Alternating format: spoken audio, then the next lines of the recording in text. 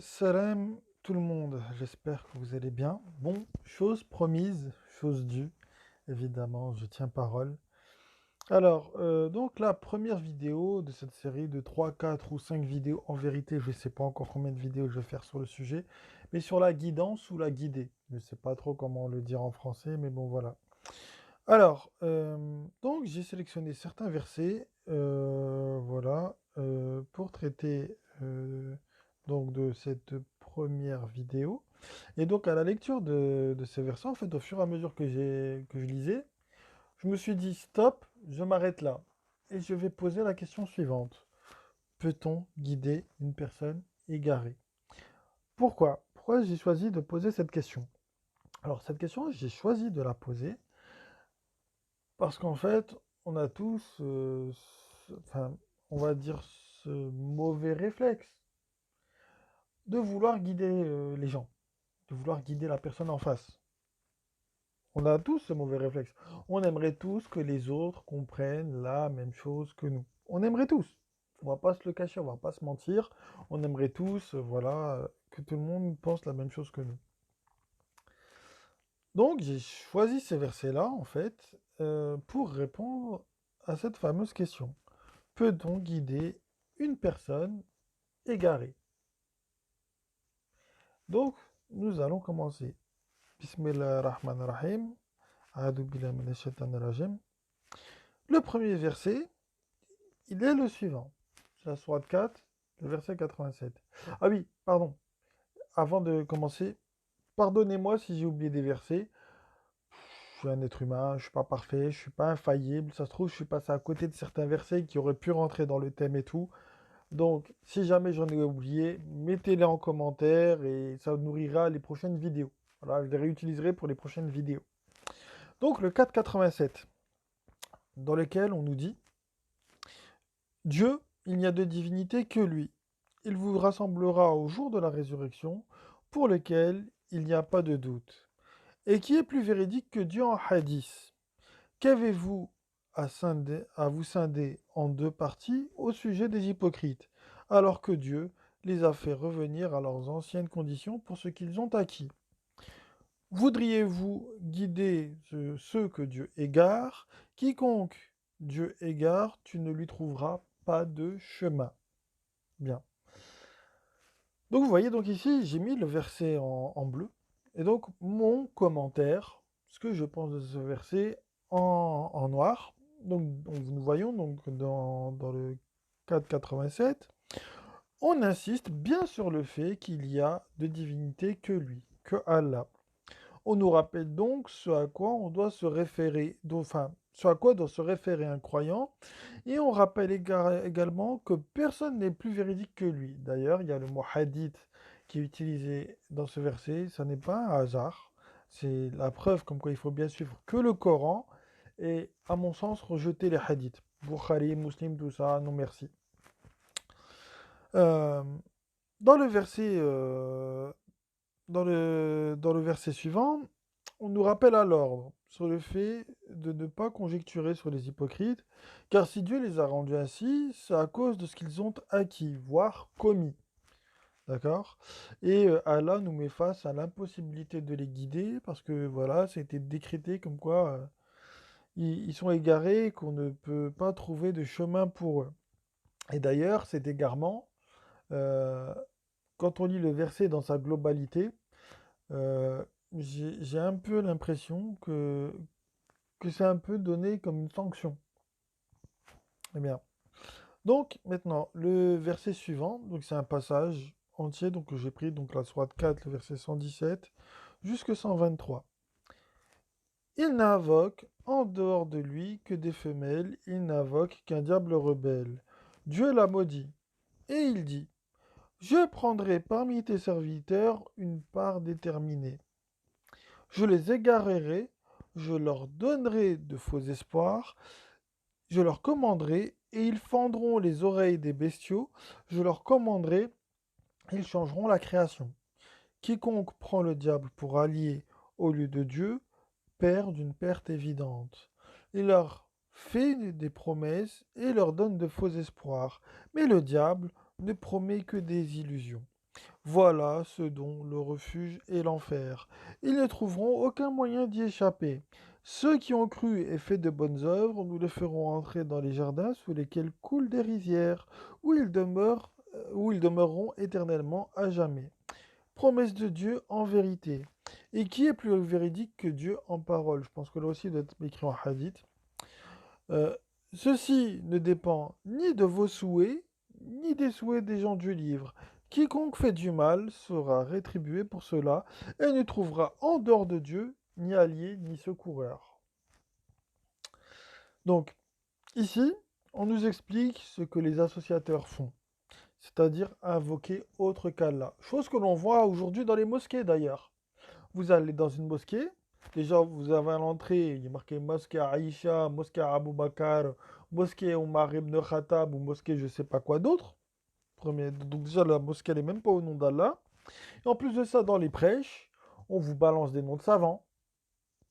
On vous sort Bukhari, Muslim, Tirmidhi, je sais pas moi qui d'autre, l'imam Malik, tous ces gens-là, voilà.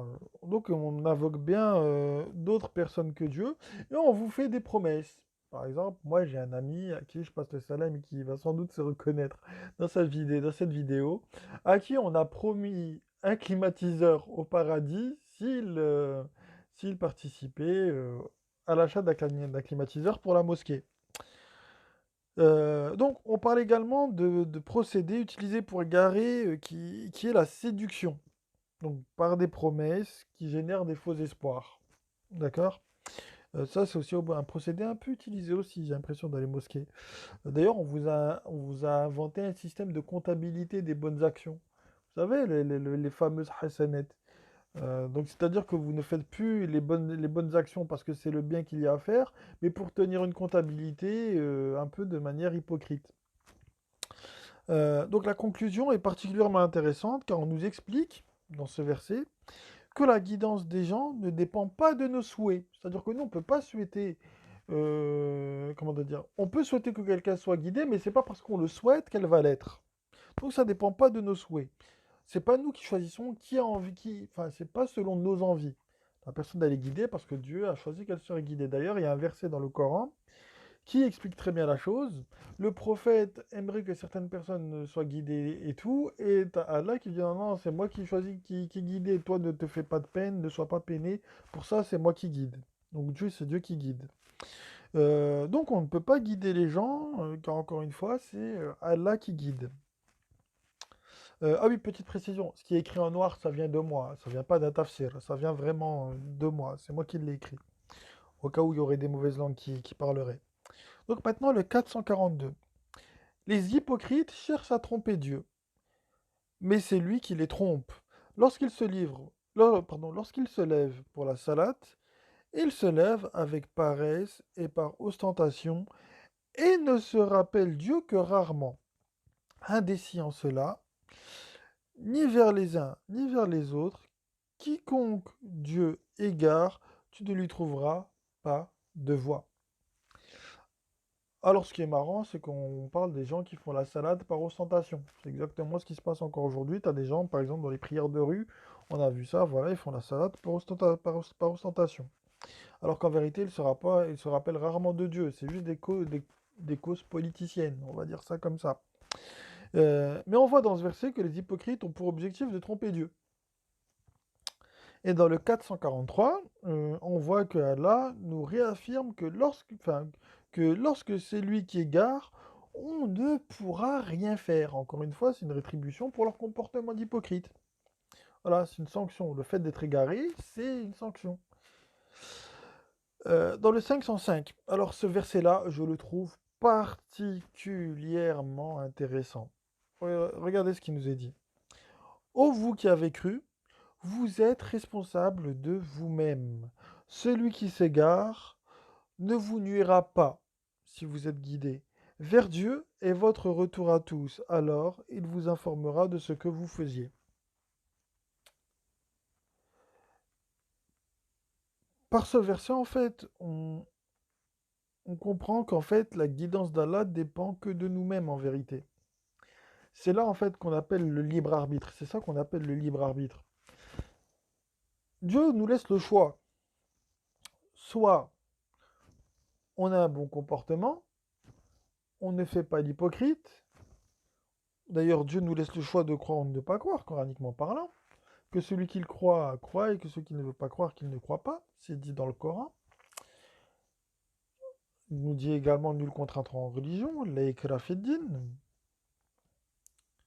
Donc en fait, ça dépend de nous-mêmes. Nous sommes responsables de nous-mêmes. Si à partir du moment où on croit et on fait de bonnes œuvres et qu'on a un comportement magnifique, on sera guidé. Par contre, si on fait les hypocrites et qu'on a un comportement de merde, pardonnez-moi l'expression, ben on ne sera pas guidé. En fait, on est responsable de nous-mêmes. En fait, Dieu nous donne, nous rétribue en fonction de ce que nous faisons. C'est là où moi j'ai l'impression que la guidée est une récompense et l'égarement est un châtiment, parce que ça dépend de ce que nous faisons. Donc on continue, on continue. Donc le 615 maintenant. La parole de ton Seigneur s'est accomplie en toute vérité et justice. Nul ne peut modifier ses paroles. Il est l'audient, l'omniscient. Si tu obéis à la plupart de ceux qui sont sur terre, ils t'égareront hors du chemin de Dieu.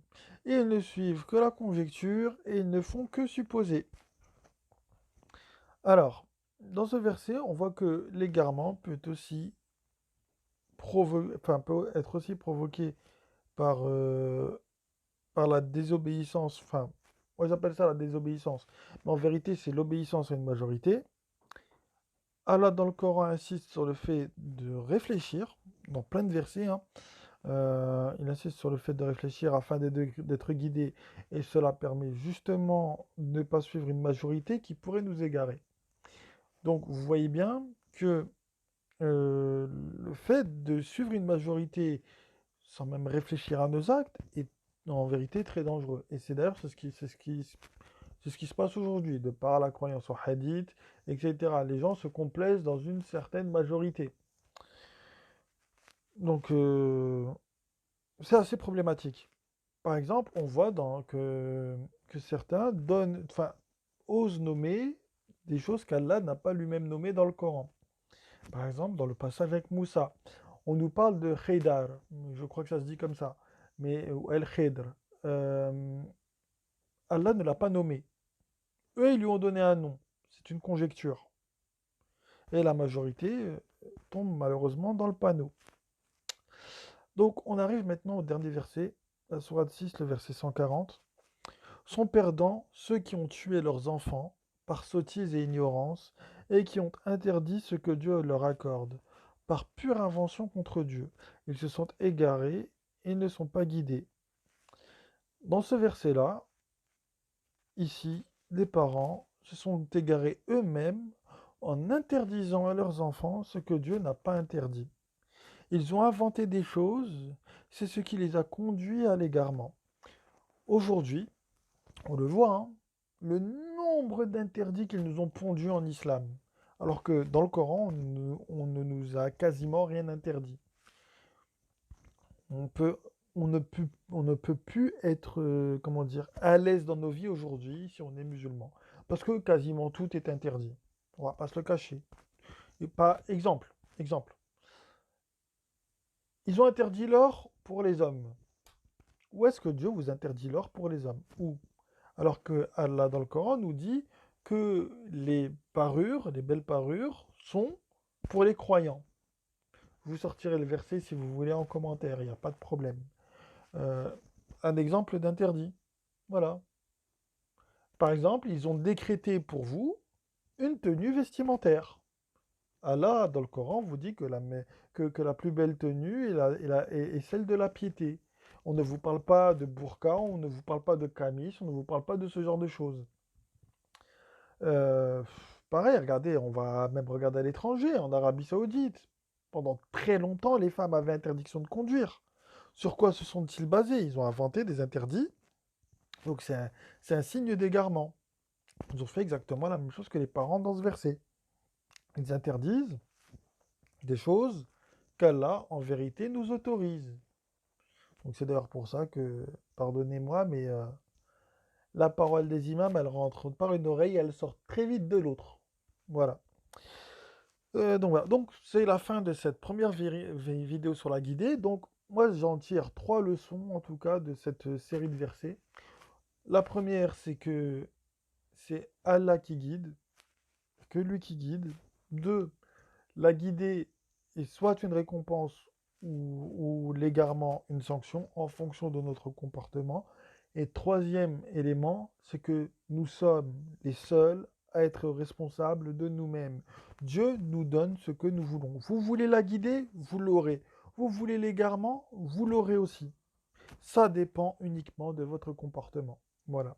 Sur ce, je vous passe le salam. Je vous remercie d'avoir écouté cette vidéo et je vous dis à plus tard. Salam.